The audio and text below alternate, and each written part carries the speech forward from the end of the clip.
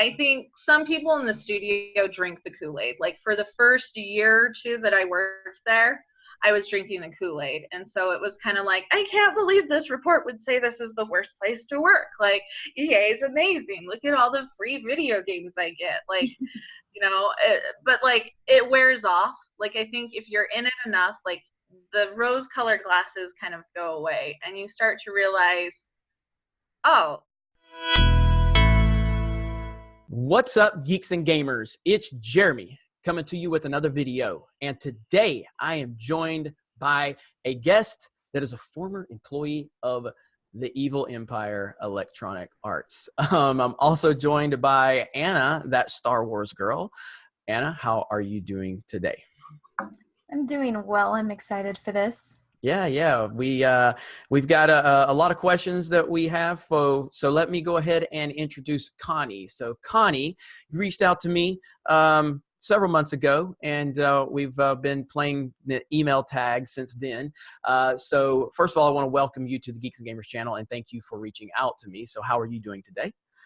I'm awesome. I'm so excited to be here. I know you guys were joking on like a video with Ivan about like fanboying, like when he first talked to you on the phone, and I'm like, I'm still there. Like, well, I appreciate that. I just like I told Ivan, I'm just a regular dude, but I appreciate that. And so you've been part of the community for a while. You've been in the live streams and everything like that. I mean, before we get started on everything about EA, I mean, how did you come to find Geeks and Gamers and our channel and things like that? How did that happen?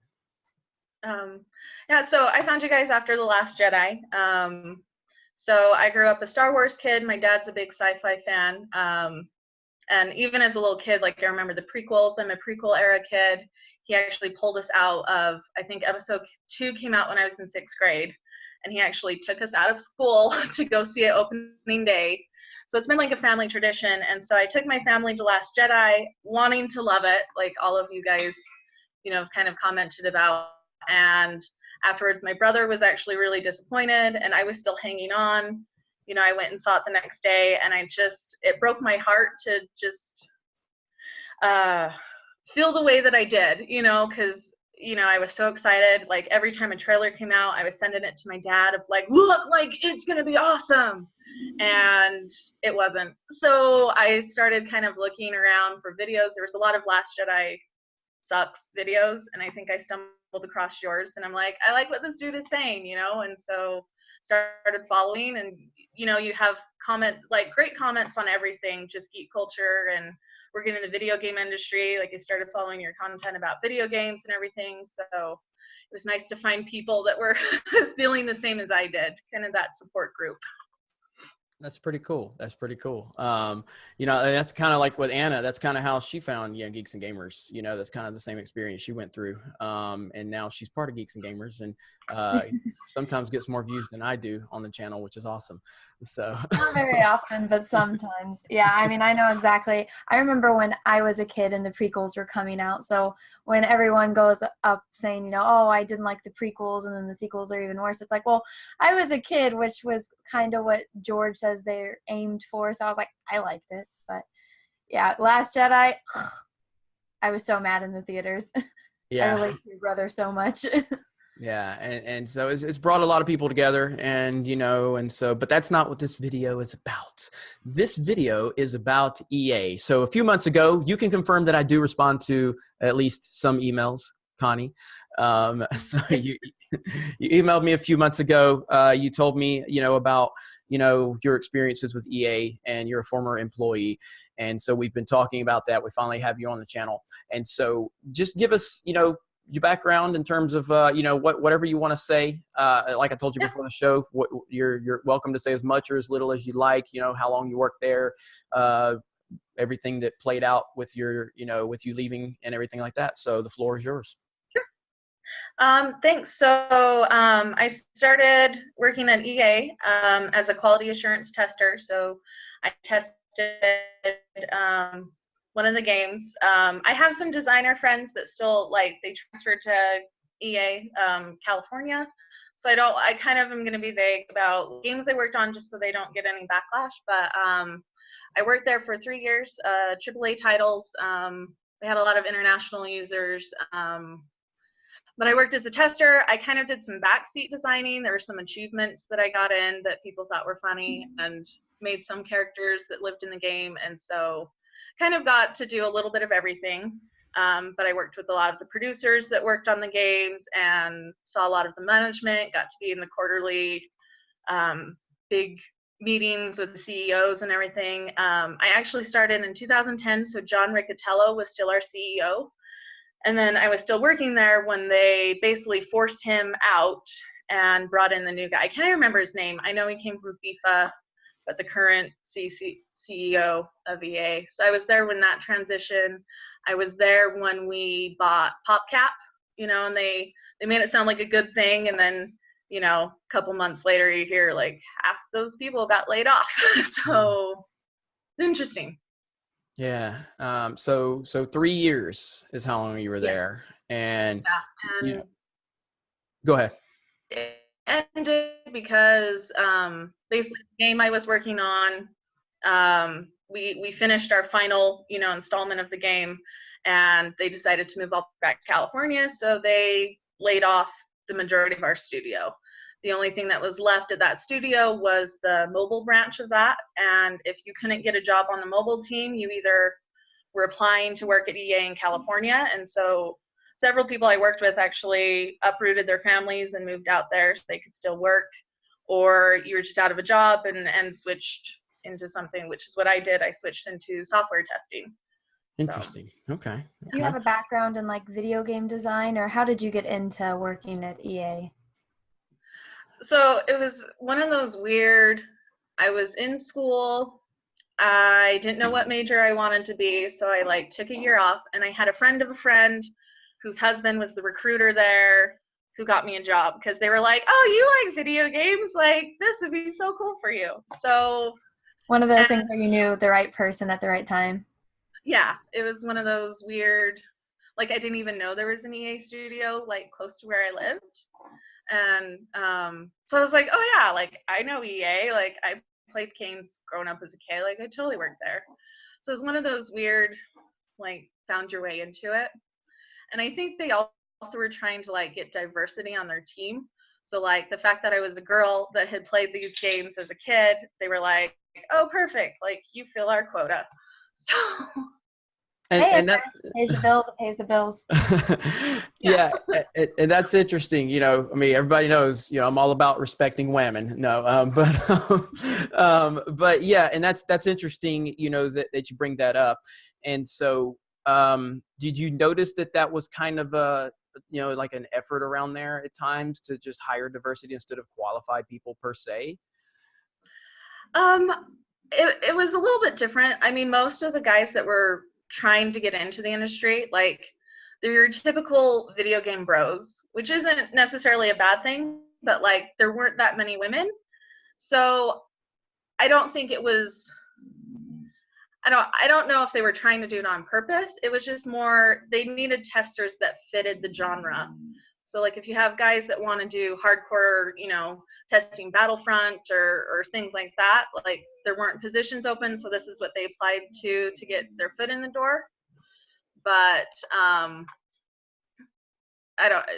the genre fit more female players. Okay. Sorry. No problem. No problem. So I think that's why they were trying to pull in, some other people that just had experience with that game. Okay. So okay, that makes sense. And the dog obviously agrees. So I know you told us you gonna show him. You got to show him on camera. No, I don't know. He just wants to play. Then I'll just squeal. So now, obviously, we've seen EA for years and years and years. EA has had a really bad reputation from top to bottom. Right. Fans hate EA.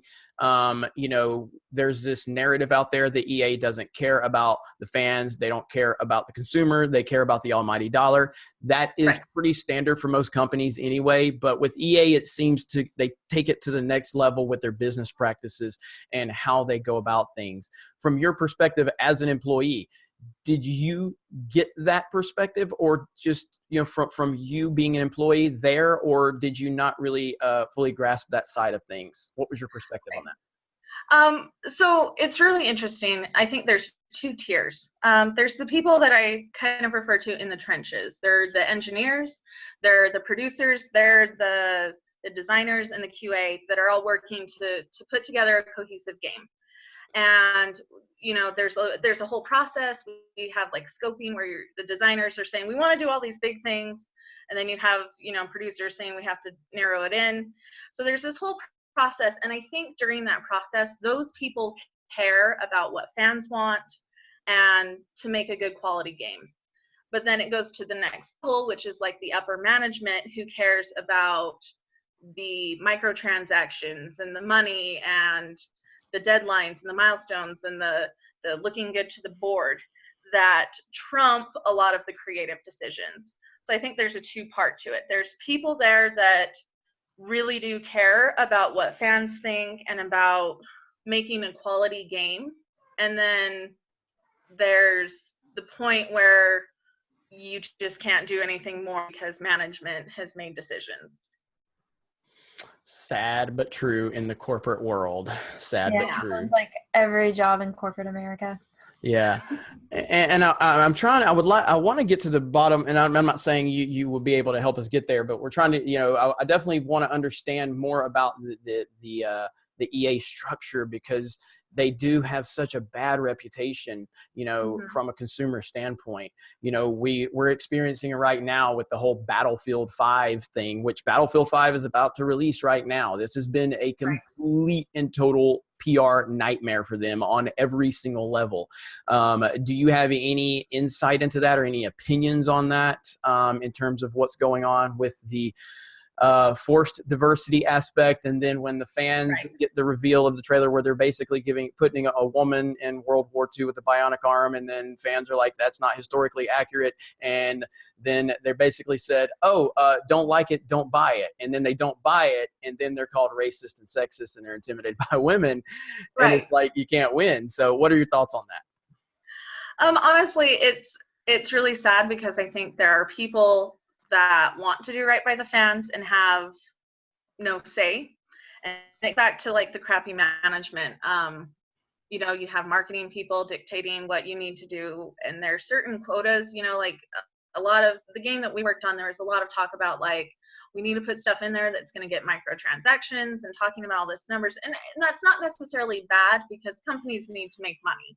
And I get that, but it comes to the point where the creative is never, it's not as valued, right? Because they're too focused on the money, so they don't want to focus on a good game. And I think every studio is going to be different and have a different culture. So with Battlefield, I think probably there's a lot of pressure on, you know, these are the things we need to push. And so they're getting pushed onto the creative team, who's trying to do the best they can. And I could see if people are, I saw this a few times with some of the designers I worked with. If you try and say, like, you designed something and I don't think the fans are going to like it, but they're very set on those designs, they want to protect it because it's their creative brainchild. So I could see with Battlefield, and again, I don't know for sure, because most of my connections don't work at that studio, but I could see some of the designers, you know, they think they have this great idea. Some of them are probably woke and, you know, doing the NPC stuff or whatever, and they and they're holding on to these things, and so they feel attacked when you know, people don't accept their little brainchild of good ideas. And then again, there's also probably the pressure from the executive saying we have to get more female players. Like, there were a lot of weird motivations sometimes pushed into games, and we didn't necessarily have to deal with that too much with some of the other studios. Like, we would hear about in the quarterly meetings of, you know, there's an agenda, there's things that the executive team wants done, and they kind of push that on the studios to drive. That's interesting. Very interesting. Okay. So I have a little question about it, because when I was in college, just every professor I ever had said, you can try to get any job you can, just don't work at EA. Do not work at EA. Whatever you do, it's horrible for employees. And I started off in college for animation, then I switched over to visual development, which is concept art. And so my background with EA was I grew up playing Sims 2. Me and my sisters, we all lived Sims 2 because it was basically virtual Barbie dolls, and we knew all the cheats, had all the downloads that people had made online. And so when Sims 3 came out, we didn't like it because the people weren't that pretty. We couldn't use all of our cheats and all that nonsense. But then I haven't played Sims 4, so I don't even know what it looks like. But I just remember going into college and be like, oh, that's weird. I like Sims. Like, what would be wrong working for the people that make Sims? Like, that's cool. And then one of my teachers, he did concept art for Star Wars. Well, not like his own fan art, concept art.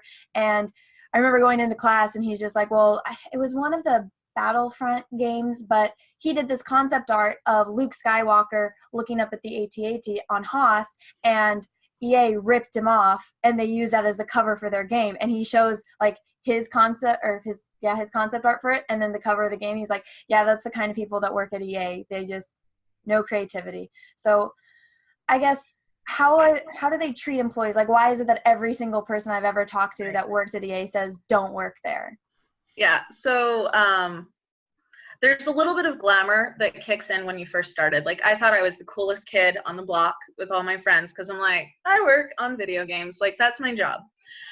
But after a while, it's very grainy. So the very first project I was on, I was contracted, so that meant I could work for them for a year, and then I had to take a 3-month period off before they could hire me back. And so it creates a very competitive environment from the get-go because everyone is like trying to get that regular full-time position, like, so they don't have to do this year on, 3 months off, back and forth. But the first project, I think we were kind of trying to prove ourselves as a studio, so we bit off more than we could chew, and we worked 14-hour days, and we came in every single weekend. I had Sundays off, and that was it. A lot of it wasn't mandatory, and this is what they kind of do. Like, it's not mandatory, but there's a lot of pressure, right? So it's like the rest of the team is coming in to do the part to get us to alpha or beta. And so there's a lot of, you felt pressure to come in. And so my typical day was, I lived about an hour away or so from town, so I would catch a train, and I would get up and catch the earliest train. So I was getting up at 7 a.m., getting on the train, riding in, getting to work at 9, staying to the very last train, which was like 11:45, catching that home, getting home at 1 a.m., sleeping for a couple hours, and then coming back and doing it over again. And it's funny because I think what EA tried to do is like, they kind of gloss it over. So it's like, if you stay late, you can get a free dinner. So like, I never had to buy groceries for that 3-month period because it was like, they bring in lunches, they bring in dinner, like, they tried to kind of take care of you, but it just wore on you. And I remember like when I was working late and some of the designers were working late, and like, I could hear one of them like reading his kids a bedtime story from his desk because he couldn't be home to tuck in his kids, so they were calling him at like 9 o'clock at night to go to bed. Like, there's just that big push, because it's like you have deadlines and you have milestones. And so that was my experience. It was just 14-hour days, and I missed a lot of like social events. And it sounds like college, but at least you're getting paid for it. Yeah, I mean, the overtime pay was nice to an extent. I remember there was one time, there was a boy I kind of liked, and he invited me to do something on a Saturday, and it was like at 2 o'clock. So I was like, okay, I'll go in, I'll work for a few hours, and do as much as I can, and then I'll leave at like 1:30 so I can go, try and do things with this cute boy. And so I remember like I talked to my boss about it, and he just like so much pressure of like, well, why are you leaving at that time? Like, everybody else is here. We have to get through this beta checklist. We have to get through this checklist. Like, and I'm kind of like, it's a freaking game. Like, yeah, like nobody's going to die. Like, they peer pressure you. Yeah. And so finally one of the other, like, there were 3 girls in the team out of all the QA. So finally, like, one of the girls was just like, just let her go. We got it. It's covered. Like, it's fine. And so it was just that back and forth, you know, and I mean, they did fun things, you know, like we would do a happy hour every other week. So they bring in tons of alcohol for free and everybody could just drink. Yeah. Yeah. They had their like they just brought in beer and stuff and, Oh, wow. you know, and I do remember we had a fun event. It was when we released, the company. So it wasn't my studio, but they had released Star Wars: The Old Republic. And so they actually hired like one of the cosplay groups to come in. And so I walked into the break room and like Darth Vader standing there. And so I ran up to him, told him I was a Sith Lord. He blessed me and said he could sense the dark side in me. And I'm like, this is the best day ever. Like, EA is amazing.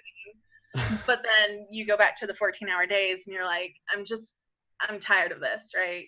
Like, did they at least, I don't know if you can answer this, did they give you like any benefits? I know it's always tricky when it's a contract job as compared to like, you know, full time. Like, so it was worth it. So yeah, like the contract benefits kind of were not good. Like, I didn't bother with the health insurance because it was more expensive to pay for it and really get anything out of it. When I did get regular full time, so I did, I think, 1.5 contracts, and then they had a spot for me, so they hired me on. So the health benefits are actually really good when I got hired on regular, and they did do a nice like, they have a store, so I actually got games for super cheap. As a contractor, like, all the games were like 10 or 20 bucks, and then when you get hired on as an RFT, you got like 10 free games a year or something like that. So I actually have a pretty decent Xbox 360 collection of like EA games because I'm like, that's not too bad. That's not too bad at all. Yeah. So I mean, there's good things, but it's just the work hours and the time away from your family is just. Yeah. Now you made a comment in one of the emails you sent me that getting things done was always very political. Yeah. So what exactly did you mean by that? So a lot of it, like, since I worked in QA, like a lot of the times it was like negotiating to get quality done, right? There's a bug that still haunts me to this day because I had talked to the engineer and I had asked how long it would take to make like this simple change because I knew users wouldn't like it. And like, I talked to him about it and I entered in a bug so he could fix it. And then one of the producers was like, oh, we don't have time. And she didn't even talk to me and she closed it. Oh. And then by the time I found out what she had done, like, it was too late and we were going to alpha. And so he couldn't make any last minute changes. And it was like, and then I was watching the forums and as soon as it came out, I found the feedback and I was like, boop, tried to tell you, like, you're an idiot.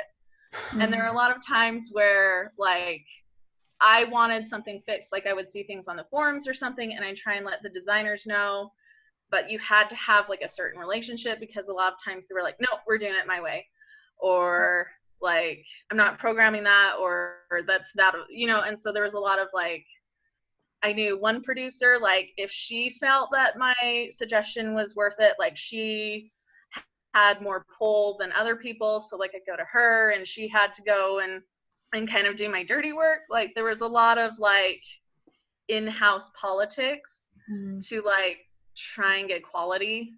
Kind of like you have to be friends with the right people to get your stuff done.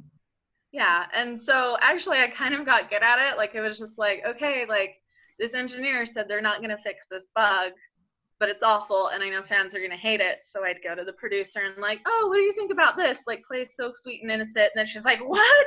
And like storm over and I'm like, you know, but like that's the games you have to play to really get things fixed or done, or, you know, and sometimes you get, and this is the same for every company, but like sometimes there's people that are higher up that need to do something and you're kind of, you know, on the bottom of the totem pole and you have to sit at their desk and bug them every 10 minutes or they're not going to do it. Like there were just, you know, and I guess that's typical of like office politics, but I felt like it was a lot worse with, you know, everything had to be negotiated. And if someone thought something was funny, they wouldn't fix it. Or if they, you know, like there was just so many different caveats of like management could trump not fixing things or fixing things that didn't need to be fixed. And Can I ask you, have you worked at any other like video game company? And if you do, then like how does that compare to working at EA, like the way that it's run? Yeah, I didn't. Afterwards, I applied at Disney, and they picked up more people, so I never got a contractor job for that. And after a while, like I ended up just falling into software, and the pay's better, and it's Are you like not. a back end or a front end software engineer? I've done both. Right now, I still do quality assurance, so I'm a software engineer in test. Right now, I'm doing like front end testing, but at my previous job, I did a lot of back end server side stuff. The boring stuff, at least in my opinion. Yeah. I don't know. You talk to a database expert or something, and you get really excited about seeing zeros change to ones and. Yeah, I learned in college code is not my specialty. You made a comment about in the email about at times you got to work with some fans at times and get feedback. So how did that process go? And I'm curious. Well, first of all, I'll ask you like how did it go directly doing that, and then I'll have a follow-up question for you. So right. So I worked basically on forums, and one thing that I did is I had an official account where it's like, yes, I work at EA. I'm here to answer your questions. Since I was in QA, I was mainly just helping people troubleshoot their problems. I was told that you have to be very respectful to fans, and that's why I'm a little blown away by what I'm seeing now, because there's obviously been a shift since when I worked there. It was you're respectful to fans. If people were rude to you on the forums, because there were a couple that were just like, you get the people where no matter what you do, they're not happy with the game. And I think you get that on any game. Mm-hmm. But we were always told, be respectful, you represent the company, don't say anything harsh or rude that because you're representing EA.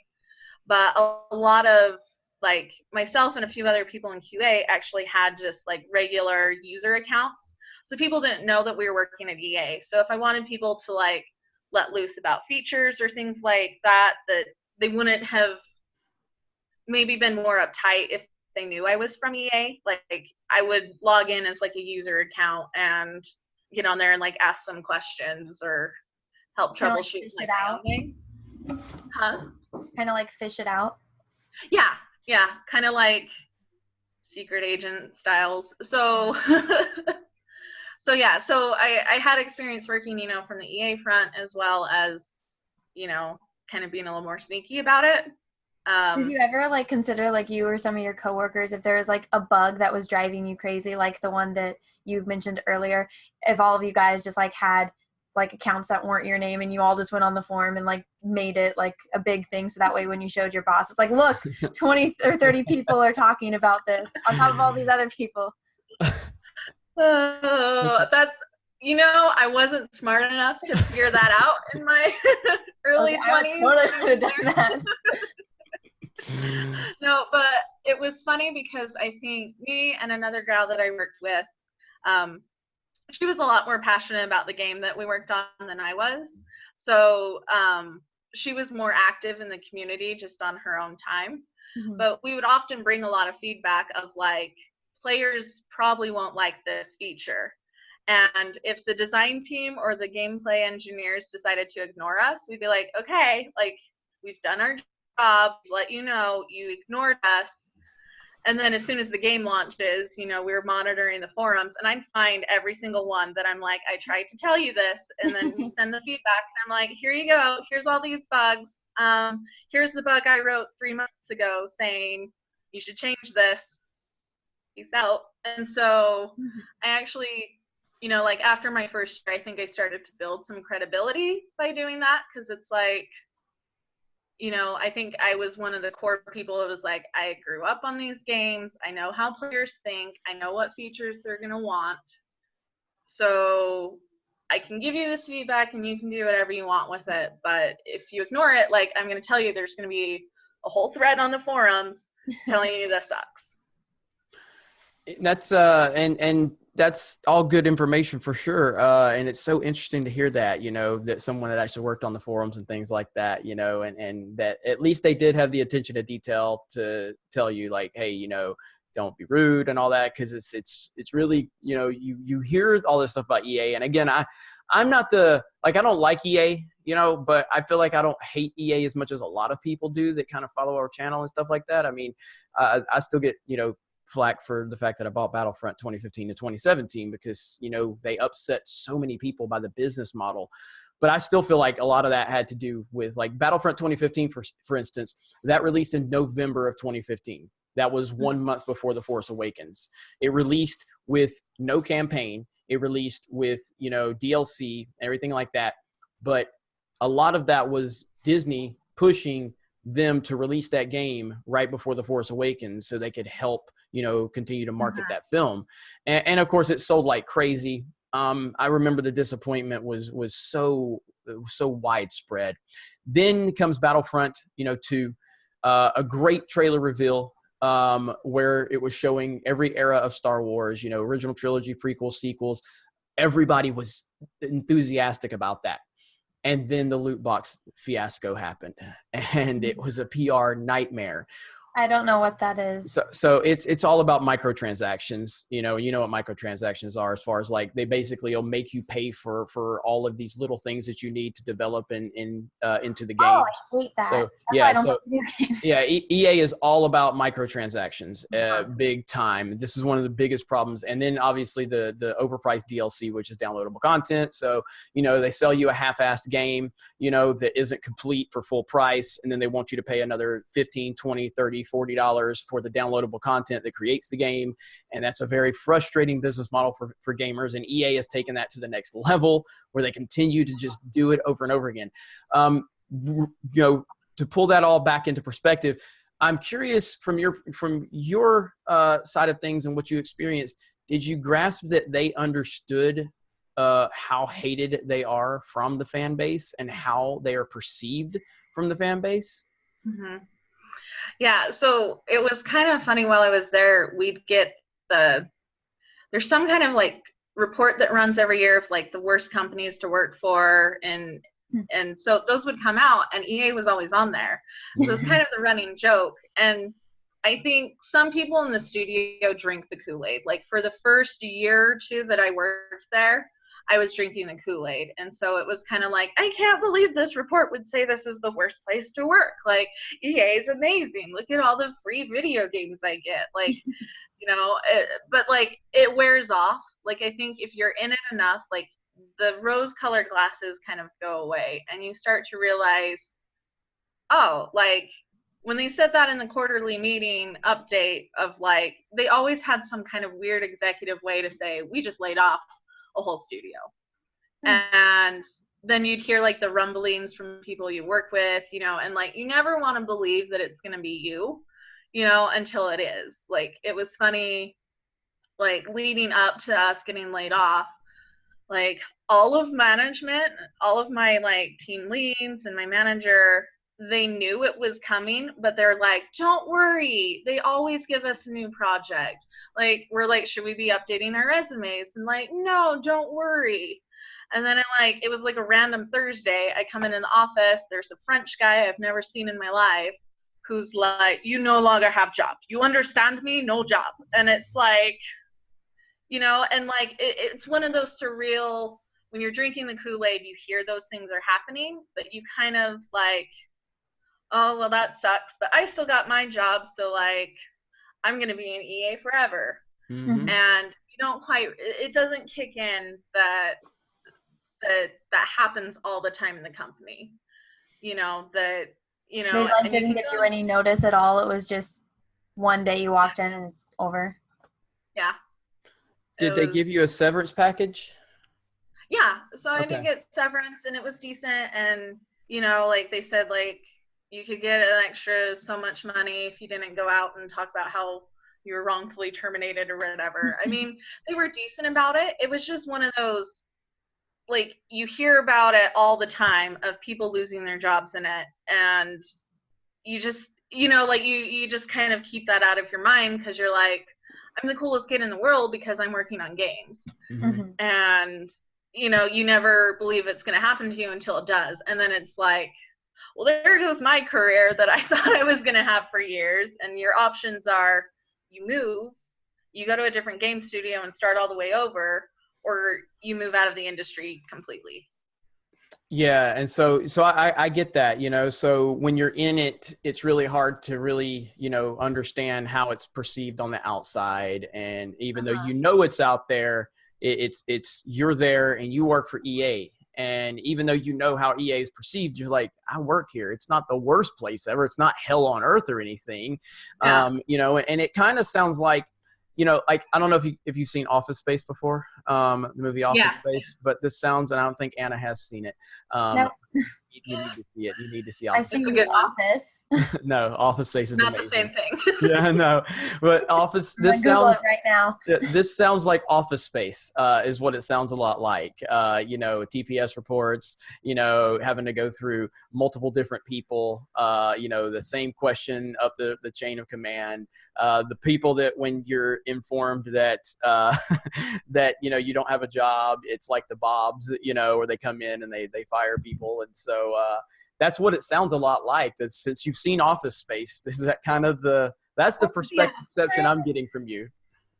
Yeah, a little bit, you know, and like I look at my experience and it wasn't all bad because I learned a lot, but there's just, I look back and I'm just like, I was just a young, naive kid. Like I had no idea what was really going on, you know, because like, you know, like I remember when John Riccatello got kind of pushed out, like I didn't read the articles about it because I'm like, I was in the meeting where they talked about it and it seems like he was just leaving to go pursue other things, you know. And then you read later where it was kind of like, no, they messed up. And you, like, I remember like there was a game that got completely canceled because a different studio came out with a better game and they were just like, okay, we can't beat that. All of those people's hard work for this many years is done, gone.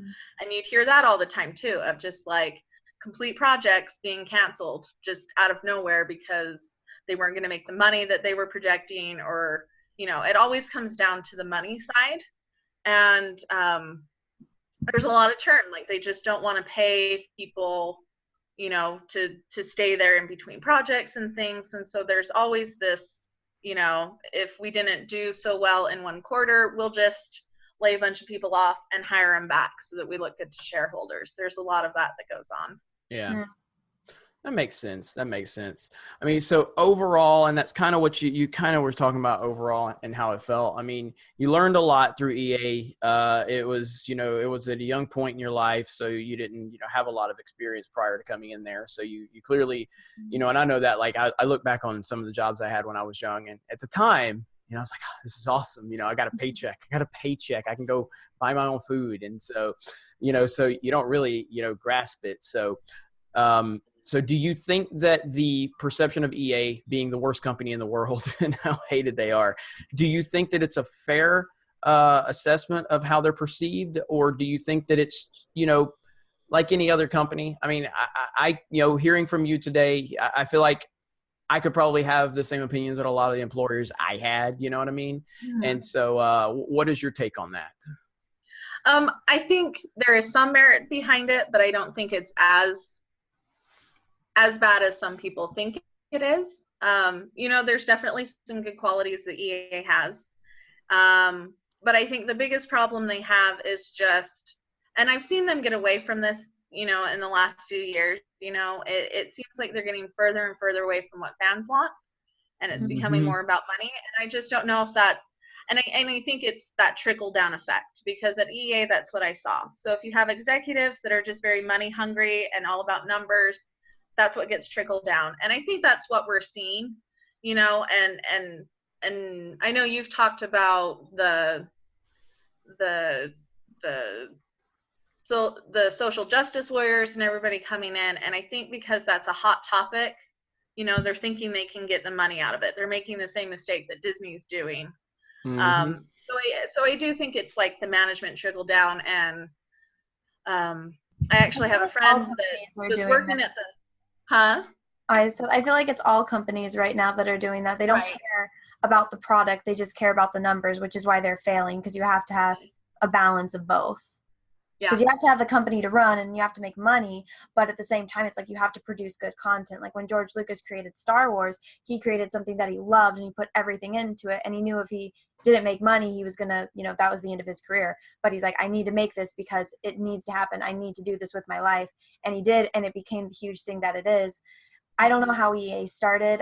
All I did was play Sims. That's my extent on EA knowledge, aside from what you just told me right now. But did you ever get that feeling while you were working there that aside from like you obviously cared, but any of your bosses or higher ups, did you ever get the feeling like they actually cared about the company and not just numbers?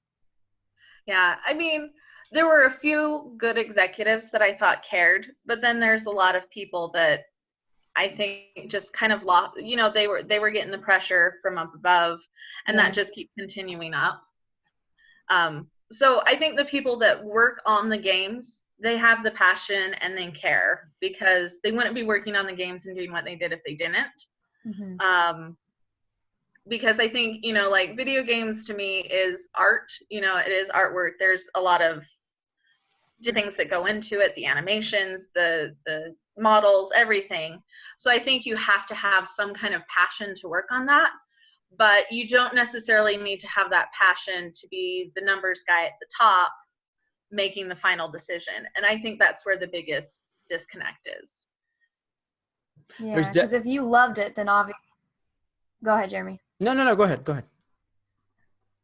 I was just going to say, if the person that is the money's cruncher was like, you know, aside from Sims and Battlefront, I don't know what other games EA makes because I don't play them, but if someone that was the main person at EA loved every single game, then yeah, they're going to pay attention to every single person like you that's like, oh, there's a bug because, oh, the numbers are right, but they need to fix this because I want this game to succeed. I want it to be the best of the best, but I think they don't care.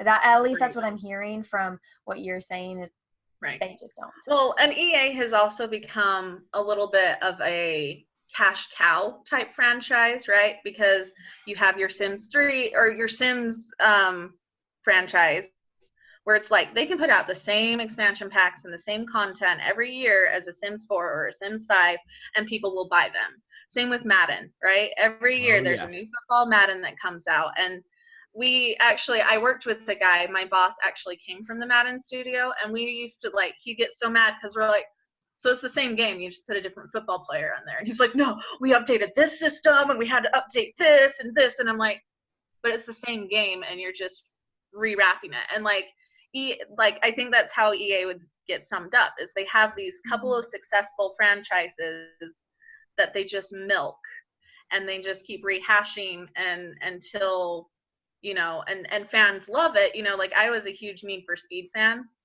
And after the last Need for Speed, I'm like, this isn't even fun anymore because you're so focused on microtransactions and online play. It doesn't even feel like Need for Speed anymore.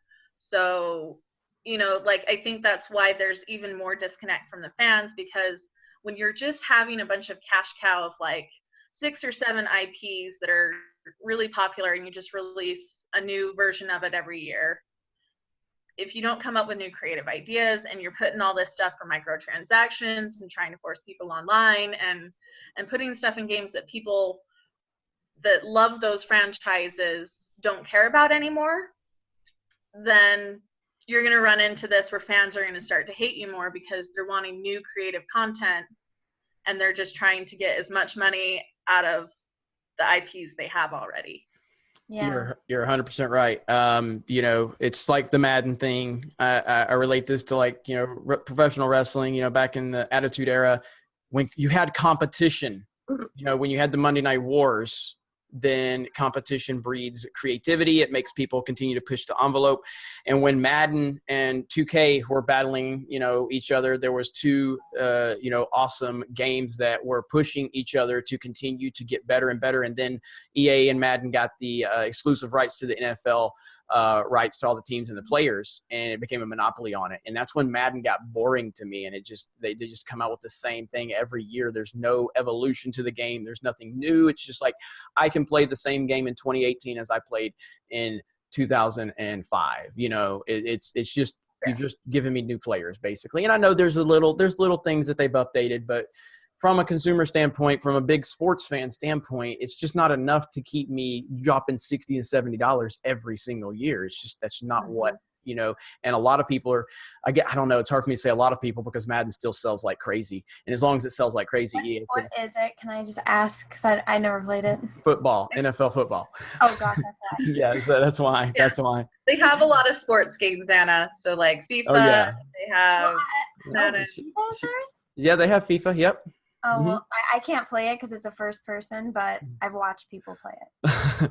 Well, well, they have FIFA, they have, you know, the NBA games. I mean, that's where I, you know, as a gamer, you know, back in the early days, you know, Super Nintendo and all that stuff, it's like, that's where I learned what electronic arts was, when they had NBA Live and all that. And so, but now they have their hands in everything. I mean, one of my favorite current games is Respawn is a company that broke away from, you know, the Call of Duty series, and the people that developed like Modern Warfare, they created Respawn, and Respawn started developing Titanfall. And then of course EA, which is what EA does, they get their hands involved in everything because they have so much money, so much power, and so much influence. So now they're involved. They have Respawn operating under their umbrella, which is fine. I mean, Respawn's still doing a great job. Titanfall 2 is fantastic. But it does make you nervous. Like, what are they going to do to the franchise moving forward? Are they going to nickel and dime it? Are they going to turn microtransactions? I mean, the great thing about Titanfall when it came out is it had free DLC, which was an anomaly for a first-person shooter. You know, it had free DLC. It was awesome. And so, you know, it makes me nervous for the future of that. Plus, we've got the next Star Wars game that's coming out from Respawn, which is still going to be under the EA banner. And right now, Star Wars games is in a really bad spot right now with Battlefront and Battlefront 2. Again, as much as I like the games for what they are, they really did hurt the fan base big time. And Battlefront 2 was a disaster. It really was a disaster in terms of a PR standpoint. So, you know, moving forward, it'll be interesting to see how EA responds with that, you know. You know, I've had a great time talking to you today. I think we've gotten a lot of good insight. Is there anything else that we've missed that you wanted to, you know, let us know about? Was there any specifics that, you know, you wanted to talk about of your experience there? No, I think we've covered pretty much everything. It's interesting, you know, because I have been out of it for a few years. It's interesting to see kind of that shift, you know, of, you know, going from being someone who is talking directly to fans and being told to be respectful, and then hearing all these stories where, you know, they feel like they can just go out and call people a sexist and a racist, which I think it just, you know, different era, different time. You know, when I was working there wasn't a big movement on the left to do all this crazy call everybody a sexist and a racist if you disagree with them. There's a little bit more of that civil mindset, you know, of just because someone doesn't like your game, you don't go out and attack them. Yeah. And so it's sad to see that infiltrating into companies that, you know, have their same company politics and problems and everything like every company does. But it seems like the shift lately has just made it that much worse, and it's not doing any favors to EA to fix some of the problems they have with that already disconnect from their fans. That's a good point. That's a good point. I mean, it's they need to get some self-awareness at that company. But when you have so much power, so much influence, so much money, so many connections, I don't know if they even care. I don't know if they care. I don't know if they're in a position to care. And I mean, this has been going on for a long time, and they continue to just get more powerful. So I don't know if it's ever going to matter. It really just depends. I mean, with the Mass Effect, the series, you know, they ruined the Mass Effect series for a lot of people. It just happens over and over and over again. But that's the one where it's like aliens on an asteroid and it's scary. Yes. Okay. Yeah. I know that one. So, but anyway, Connie, it's been a pleasure having you on Geeks and Gamers channel. You obviously are welcome to come back anytime. Awesome. You know, so, I mean, we really appreciate you reaching out to us. I mean, this is the type of thing that we want to do more of, is, you know, give an insider's perspective as to what's going on in the industry, because at the end of the day, fans drive the industry. And, you know, we need to let these companies like EA and Disney know, and Warner Brothers know, you know, it's the fans. It's the people that line up at your conventions. You know, it's the people that buy your merchandise over and over again. It's the people that go see your movies over and over again that you need to be worrying about their opinions. It's the people that, you know, will sit up all night playing that game opening night. You know, your identity politics people are not doing that. They don't care. They're not buying these games. They're not staying up all night playing online. They're just there screaming about whatever the latest outrage is, you know. So, but anyway, really, yeah, thank you. And so I appreciate it. And, you know, like I said, I think, you know, in the future we could maybe do something with a live stream or something like that and have you on if you were up for that. I'm sure our audience and our following would love to ask you some questions. I know you've been part of that audience for a while, so obviously appreciate that. So, but anyway, thank you so much. And you know, is there anything you would like to plug? Anything you want to, you know, a site or, you know, your Twitter or social media, anything like that? Nah, I'm good. Okay. Yeah. You're smart. You're smart. I get too angry on Twitter, so I can't go on there. Consider yourself very smart. Yeah. So, all right. Well, thank you so much. And definitely check out geeksandgamers.com. Subscribe to That Star Wars Girl. That's Anna's channel. And hopefully you're subscribed to Geeks and Gamers. So you guys have a great day. We will talk to you later.